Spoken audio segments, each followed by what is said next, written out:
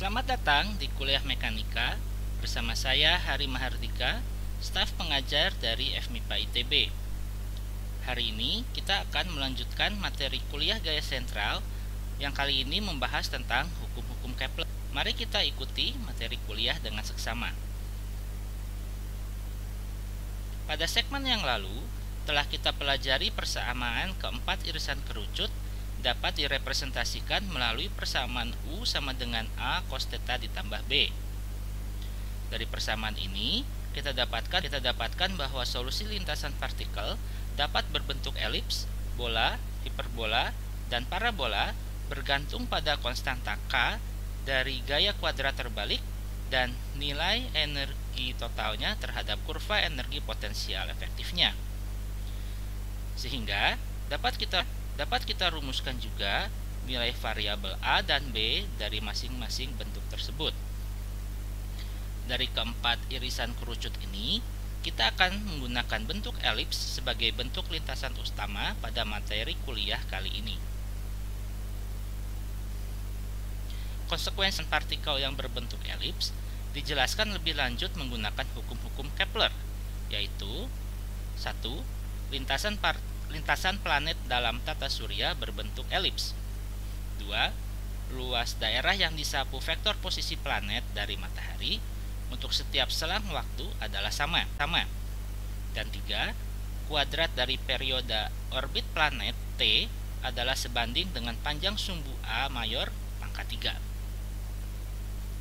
3. Johannes Kepler merupakan ilmuwan Jerman yang mengemukakan hukum mengenali gerak lintasan planet mengelilingi matahari yang kembali model heliosentris yang dikemukakan oleh Aristarchus, seorang ilmuwan Yunani di abad ketiga sebelum Masehi, dan ilmuwan Polandia Nicolaus Copernicus di abad 16 Masehi.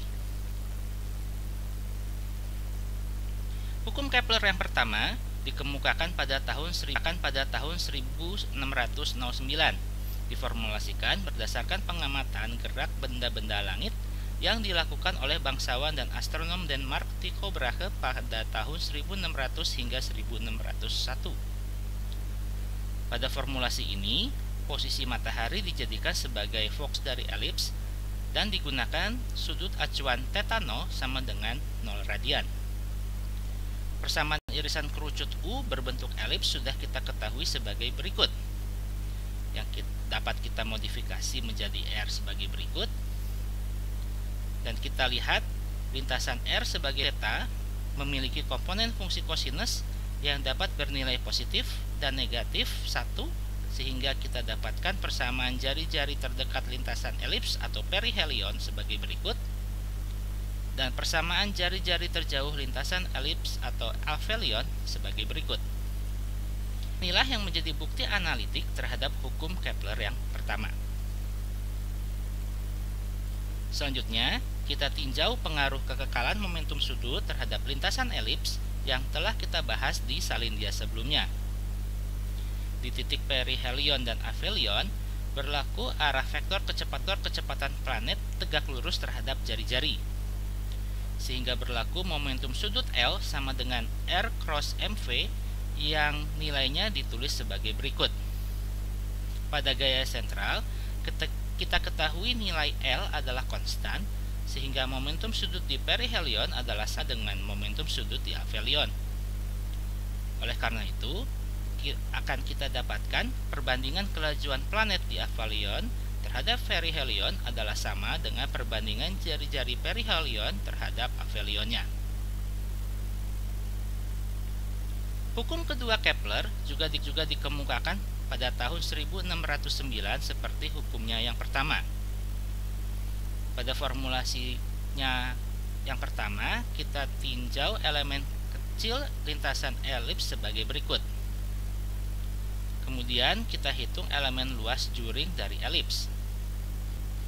Mengingat persamaan lintasan elips R sebagai berikut, maka akan kita dapatkan luas elips sama dengan pi A kuadrat dikali akar 1 dikurangi epsilon kuadrat sama dengan pi AB dengan B sama dengan A dikali akar 1 dikurangi epsilon kuadrat. Setelah kita kembali ke persamaan elemen luas juring elips, persamaan tersebut dapat ditulis kembali sebagai berikut. Bila laju sapuan elips ingin kita ketahui, maka kita hitung persamaan ds per dt sebagai berikut, dengan mengingat persamaan momentum sudut sebagai berikut. Terlihat bahwa luas sapuan persatuan waktu adalah konstan karena L dan M juga konstan. Karena ds per dt sama dengan konstan, maka luas sapuan elemen luas elips ds per satuan waktu dt selalu sama, baik ds maupun ds.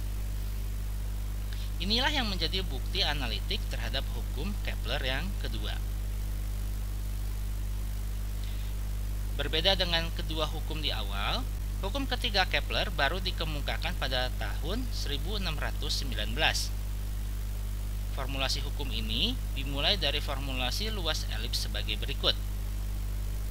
Lalu dari hukum kedua telah kita dapatkan S sama dengan Pi AB, sehingga dapat diturunkan persamaan periode 1 kali putaran planet mengelilingi matahari sebagai T sama dengan 2 Pi M AB per L dengan Epsilon dan A sebagai berikut. Formulasi lengkap periode planet ditulis sebagai T sama dengan 4 Pi kuadrat MA pangkat 3 dibagi K. Ingat bahwa K di sini merupakan konstanta gaya atraktif yang mempengaruhi gerak planet. Formulasi terakhir ini menunjukkan bahwa periode kuadrat dari gerak planet adalah sebanding dengan jari-jari panjang L3, yang tidak lain merupakan pembuktian analitik dari hukum ketiga Kepler. Bila kita bandingkan, formulasi analitik di atas pernah kita turunkan di TPB menggunakan pengetahuan mekanika fisika dasar 1 dan asumsi lintasan edar planet berbentuk lingkaran.